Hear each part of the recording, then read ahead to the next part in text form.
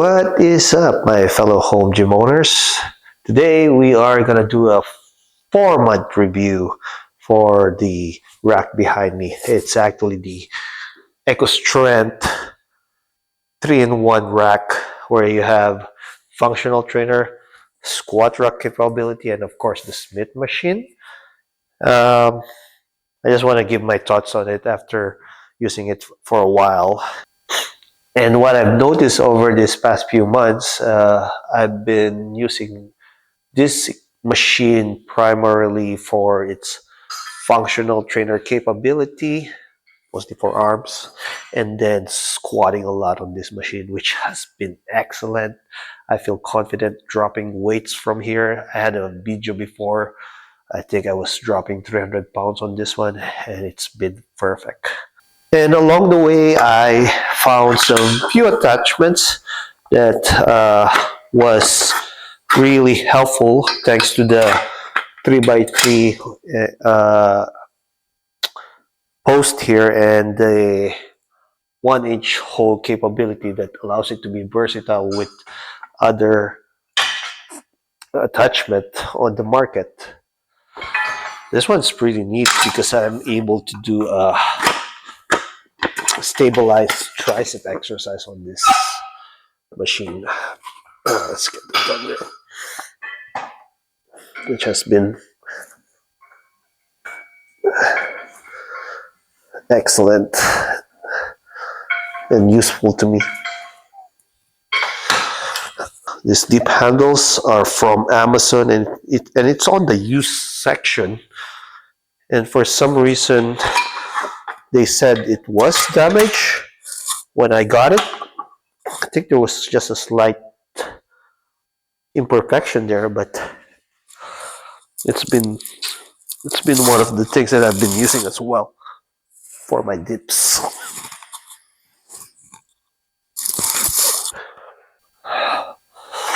Check this out. This was from my old gym, and I've been using this for knee raises.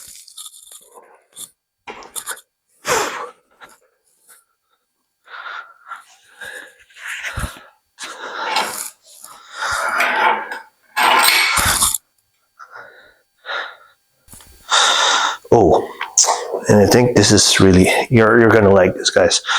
I actually made a stand for the rep pin here.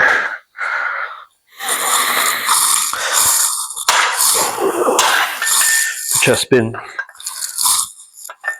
pretty useful for storage, and it gave me some space. It's made out of wood, so it's pretty stable, doesn't move around. Only thing though is I did lose the ability to actually use the lower parts of the machine. So as always, I don't like the shroud, so I can just use the other side to use to place in the pop pins. Mr. S. Trowell asked if this is over 8 feet and what would be the actual height. So for Mr. Trowell, I think you have about 2 inches of space before it hits 8 feet. But considering I have a 3/4 inch mat below, I'm gonna estimate you have about 3 inches of space before you hit the ceiling, if your ceiling is about 8 feet. But yeah, that's the very top of this machine where the cables are feed through. One of the questions again with Mr. Troll is actually locations of this 1-inch hole. The front pillars have multiple 1-inch holes here, but the back pillars do not have the 1-inch holes on them. I think that was meant to be placement for the horns for the weights, it would be nice to have another 1 inch hole on there if you plan to put other attachments. Probably the if you have something floating like your deltoid lateral machines that you can place in there.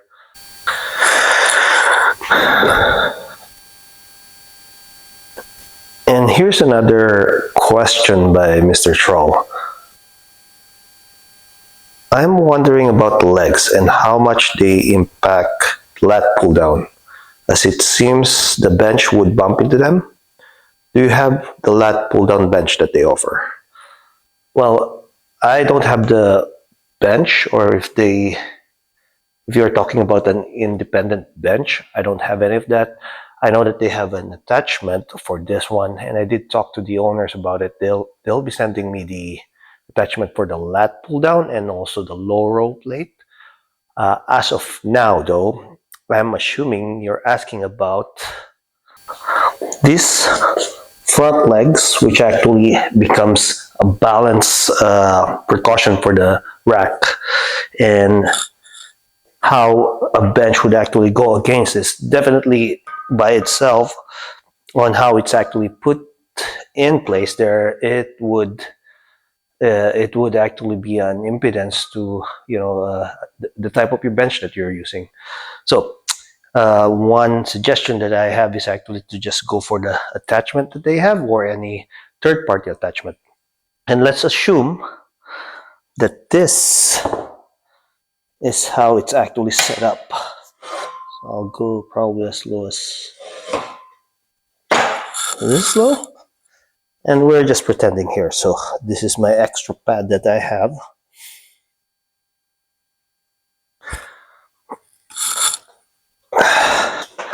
And how it actually works.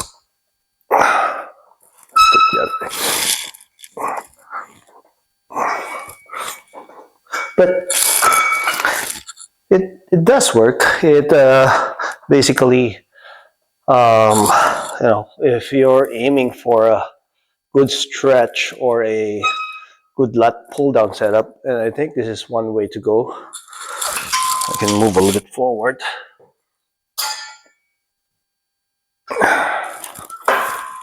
Yeah. Just imagine that's the setup. It does work. And here's a few more questions. This is from Olive Darb or Olive Drab. He's asking if there's any sway on the Smith machine bar. Does it move laterally or is it actually fixed?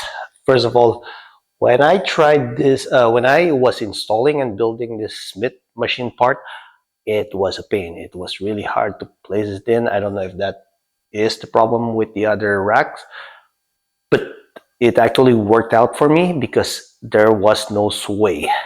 And with regards to the wobbling, oh, this thing is heavy. I don't know. Let's see.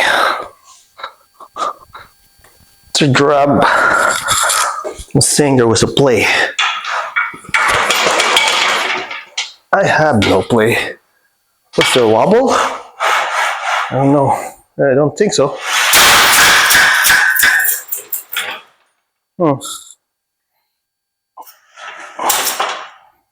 I didn't notice any wobble.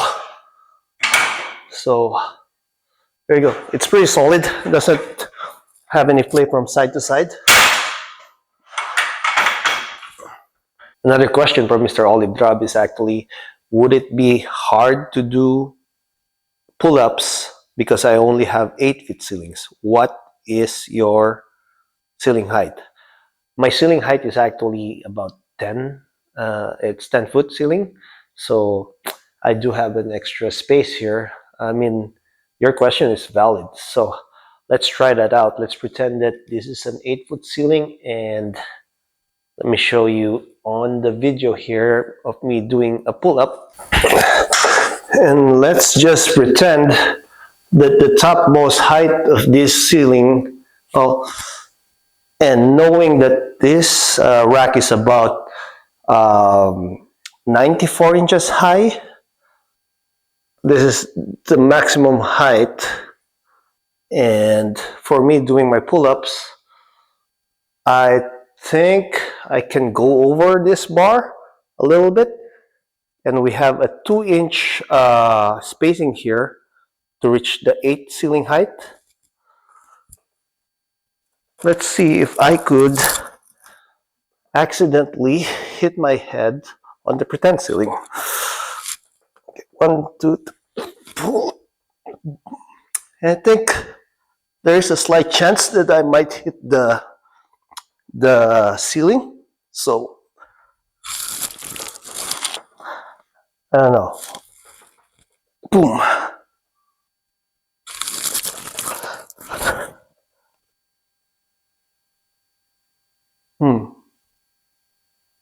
Yeah, I think you might end up hitting your head if you're doing a full range of motion and you're going all the way up there. Then let's pretend you have a long neck. You might actually hit your head, but that's probably one of the weaknesses of this machine. I hope one day they would have an option for a lower upright, roughly 80 inches high. I'm not really sure, but that's one thing that EcoStrength could work on. So thanks for that question. Oh, wait a minute. I mean, if you actually want to do a pull-up and the ceiling height was the problem, I mean, it's not ideal, but I guess if you were as tall as me, a 5'5" Asian Filipino guy, that I think this is one way to go. Or if you have some other attachments, such as, I think this was the version 1 Kensuis. Got them for like $10 in Temu, by the way. I think this is an option that you can actually utilize.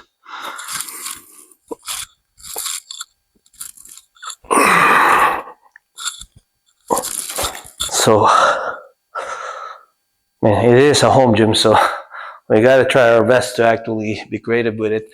And with the limitations that we have with our real estate or spacing, then I don't know if that answers your question, if it's one way to actually work around it, but I hope that helped. On another note, there's a few things that I actually haven't utilized yet with this machine. The leg press. Why? Because I have 3 kinds of leg press in this home gym, and I haven't thoroughly used them. They're all kind of new to me as well.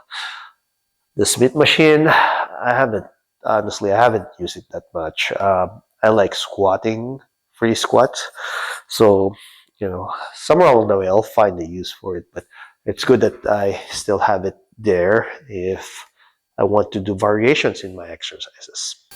So other than that, I think this machine is still tried and tested. It's still the best value-based 3x3 rack on the market. I know there's another one that's competing with this. I think it's the Anubis 2.0. I mean, that machine looks cool too, but it's probably it's probably less difference for both of them. I don't know. I've never tried the machine yet, but I stand with this machine. And that is it for this 4th-month review of this EcoStrength rack. I hope it helped you find more clarity on the machine. I do have a previous video, my initial review on it, if you want to check it out. And again, I still have a code for this one, Ben's Echo, if you want that 12% discount. I think it's 12%. And please like and subscribe. Hope to see you on the next video.